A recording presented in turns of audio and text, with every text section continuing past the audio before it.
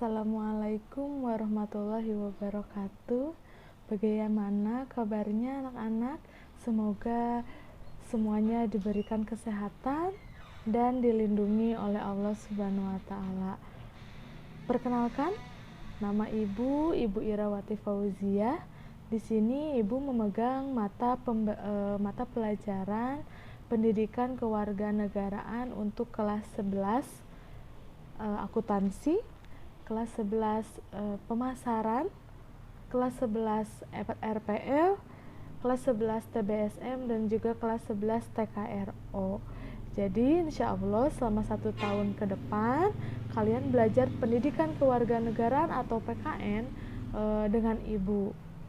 Kemudian sebelum kita melakukan pembelajaran, marilah kita berdoa terlebih dahulu agar pembelajaran kali ini bisa berjalan dengan lancar dan ilmu yang Ibu sampaikan bisa bermanfaat untuk kalian semua. Berdoa dimulai.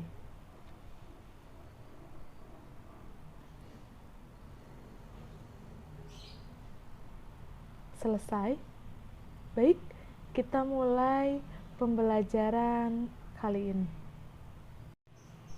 Oke, untuk pembelajaran kali ini Ibu akan membahas materi bab 1, yaitu harmonisasi hak dan kewajiban asasi manusia dalam perspektif Pancasila.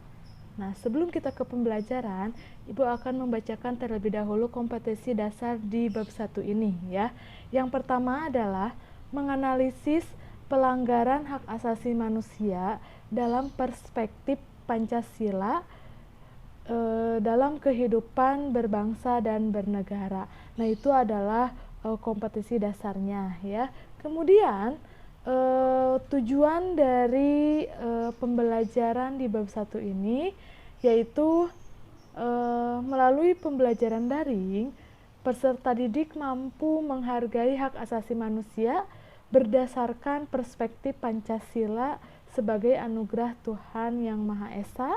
Kemudian yang keduanya, bersikap peduli terhadap hak asasi manusia berdasarkan perspektif Pancasila dalam kehidupan berbangsa dan bernegara. Yang ketiga, memahami konsep hak dan kewajiban asasi manusia. Yang keempat, memahami substansi hak dan kewajiban asasi manusia dalam Pancasila. Nah, itu adalah tujuan dari bab 1 ya. Kita mulai ke dalam materi yang pertama. Nah, materi yang pertama yang akan Ibu bahas adalah apa itu hak asasi manusia. Hak asasi manusia di sini dibagi menjadi 2. Ada hak asasi, ada kewajiban asasi. Jadi setiap manusia memiliki hak asasi dan juga memiliki kewajiban asasi. Nah, di sini konsep hak dan kewajiban asasi ya. Pada diri manusia selalu melekat 3 hal, yakni hidup, kebebasan, kebahagiaan. 3 hal tersebut merupakan sesuatu yang sangat mendasar yang harus dimiliki oleh manusia. Jadi, setiap manusia itu pasti memiliki 3 hal mendasar ini, yaitu hidup, kebebasan, dan juga kebahagiaan ya. Tanpa ketiga hal tersebut, manusia akan hidup tanpa arah, bahkan tidak akan menjadi seutuhnya ya. Sesuatu yang mendasar itu dalam pengertian lain disebut dengan hak asasi ya. Dengan demikian, secara sederhana, hak asasi manusia itu adalah hak dasar manusia menurut kodratnya. Jadi hak asasi manusia itu hak hidup, kebebasan, dan kebahagiaan ini harus dimiliki oleh setiap manusia tanpa bisa dihapus atau tidak bisa dihilangkan gitu ya. Kemudian menurut undang-undang Republik Indonesia nomor 39 tahun 1999, hak asasi manusia itu adalah seperangkat hak yang melekat pada hakikat dan keberadaan manusia sebagai makhluk Tuhan yang Maha Esa dan merupakan anugerahnya yang wajib dihormati, dijunjung tinggi, dan dilindungi oleh negara, hukum, pemerintah, dan setiap orang demi kehormatan serta perlindungan harkat dan martabat manusia. Jadi, hak asasi manusia ini harus kita hormati, harus kita lindungi, harus kita junjung tinggi ya, supaya hak asasi manusia ini selalu kita dapatkan gitu ya. Kemudian ada ciri-ciri khusus yang dimiliki oleh hak asasi manusia. Nah, di sini ada yang pertama ada hakiki ya. Artinya hak asasi manusia adalah hak asasi semua umat manusia yang sudah ada sejak lahir. Jadi, hak asasi manusia itu diberikan ketika manusia itu lahir, bahkan ketika manusia itu dalam kandungan, kita sudah memiliki hak asasi manusia gitu ya. Kemudian yang kedua, universal ya. Artinya hak asasi manusia berlaku untuk semua orang tanpa memandang status, suku bangsa, gender, atau perbedaan lainnya. Jadi setiap manusia di seluruh dunia itu memiliki hak asasi manusia gitu ya. Kemudian yang ketiga, tidak dapat dicabut. Artinya hak asasi manusia tidak dapat dicabut atau diserahkan kepada pihak lain. Jadi ini adalah sesuatu yang sudah melekat dalam diri manusia, bahwa hak asasi manusia itu tidak bisa dicabut atau tidak bisa dihilangkan gitu ya. Kemudian yang keempat, tidak dapat dibagi. Artinya semua orang berhak mendapatkan semua hak, apakah hak sipil dan politik atau hak ekonomi, sosial, dan budaya gitu ya. Jadi tidak dapat dibagi ya, semua orang berhak mendapatkan semua haknya gitu ya. Kemudian, nah tadi Ibu sudah menjelaskan hak asasi manusia. Sekarang Ibu akan menjelaskan mengenai kewajiban asasi manusia. Jadi di dalam hak asasi manusia itu terdapat dua bagian ya. Ada hak asasi, ada juga kewajiban asasi. Nah, di sini kewajiban asasi secara sederhana dapat diartikan sebagai segala sesuatu yang harus dilaksanakan dengan penuh tanggung jawab ya. Jadi kewajiban asasi itu segala sesuatu yang harus kita lakukan, segala sesuatu yang harus kita laksanakan, itu adalah kewajiban ya. Dengan demikian, kewajiban asasi dapat diartikan sebagai kewajiban dasar setiap manusia. Nah, ketentuan pasal 1 ayat 2 Undang-Undang Republik Indonesia nomor 39 tahun 1999 tentang hak asasi manusia menyatakan bahwa kewajiban dasar manusia adalah seperangkat kewajiban yang apabila tidak dilaksanakan tidak memungkinkan terlaksananya dan tegaknya hak asasi manusia. Nah, jadi kewajiban asasi ini harus manusia laksanakan, harus manusia lakukan. Nah, jadi hak dan kewajiban asasi merupakan dua hal yang saling berkaitan. Keduanya memiliki hubungan kausalitas atau hubungan sebab dan akibat ya. Seseorang mendapatkan haknya dikarenakan dipenuhinya kewajiban yang dimiliki ya. Kemudian hak dan kewajiban asasi juga tidak dapat dipisahkan karena bagaimanapun dari kewajiban itulah muncul hak-hak dan sebaliknya. Jadi kalian sebagai manusia, kalian mempunyai hak yang harus kalian dapatkan dan kalian harus menjalankan kewajiban asasi kalian gitu ya. Maka nanti hak asasi manusia akan melekat pada diri kalian, dan jika setiap manusia di seluruh dunia ya menjalankan hak dan kewajiban asasinya, maka hak asasi manusia di seluruh dunia itu akan bisa terlaksana dengan baik, seperti itu ya. Kemudian, nah di sini ada substansi hak dan kewajiban asasi manusia dalam Pancasila ya.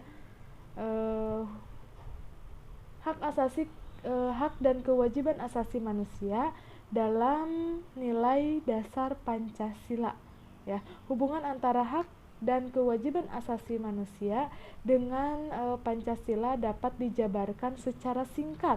Yang pertama yaitu ketuhanan yang Maha Esa menjamin hak kemerdekaan untuk memeluk agama, melaksanakan ibadah, dan kewajiban untuk menghormati perbedaan agama. Itu yang pertama ya, sila pertama.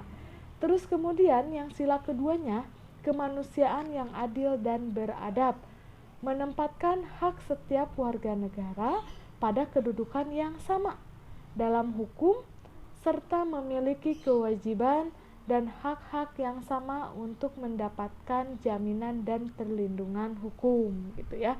Kemudian yang ketiga adalah Persatuan Indonesia ya,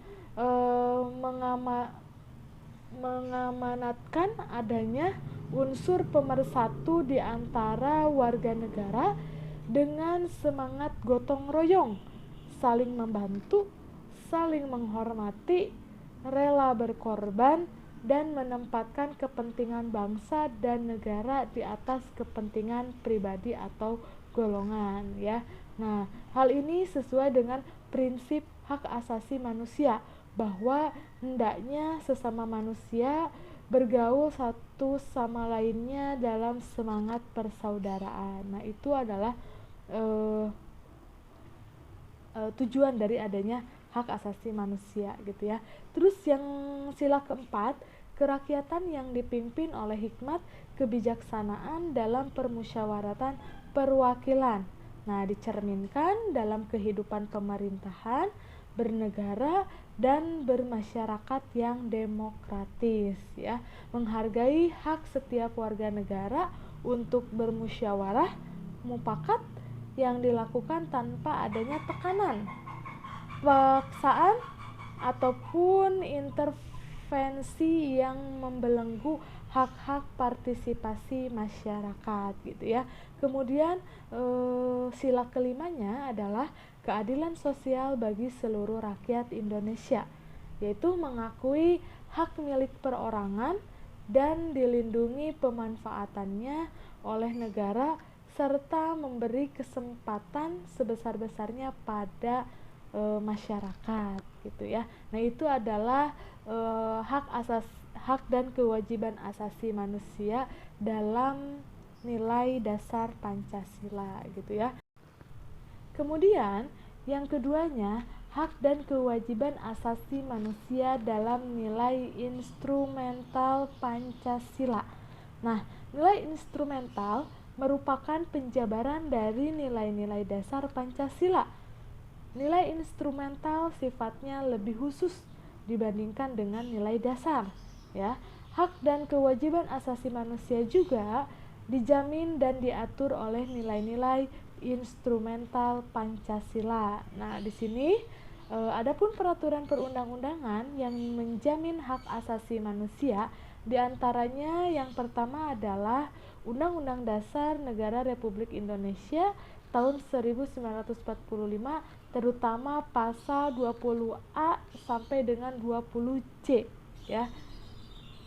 Kemudian ketetapan MPR ya, kemudian tentang hak asasi manusia, kemudian ketentuan dalam undang-undang organik, Kemudian ketentuan dalam peraturan pemerintahan pengganti undang-undang